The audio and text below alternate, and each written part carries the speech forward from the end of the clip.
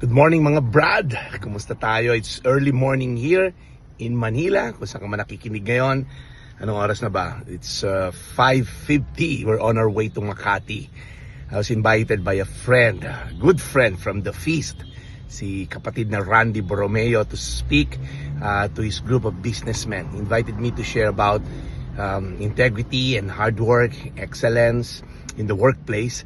So excited na ako to meet with this bunch of businessmen who have a heart to put God in the center of their kingdom building. Alam niyo yun, kahit na nabibuild sila ng mga negosyo dito sa temporary world na to, ang una nilang kingdom na binibuild ay ang kingdom ni God. So, yun lang. I just wanna let you know as well, as you go on with your life, the Bible says in everything you do, do it all for the glory of God.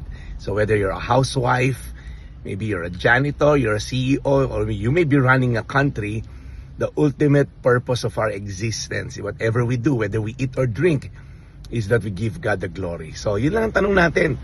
Ngayong umaga pagising mo, Lord, how can I give you glory this morning?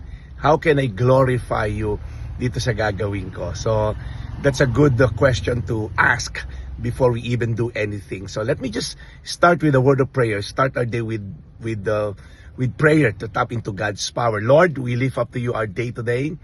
Lord, whatever we're gonna do today, whether a housewife or a Grab driver, a angkas rider, or maybe a president of the Philippines or senator, whatever we're doing, Lord God, help us to be in tune with the purpose of our existence, to give you glory. So Lord, tulungan nyo kami na wag malayo sa purpose ng aming buhay. Salamat, Lord God, sa new day na binigay mo sa amin ngayon. May we use it for your glory.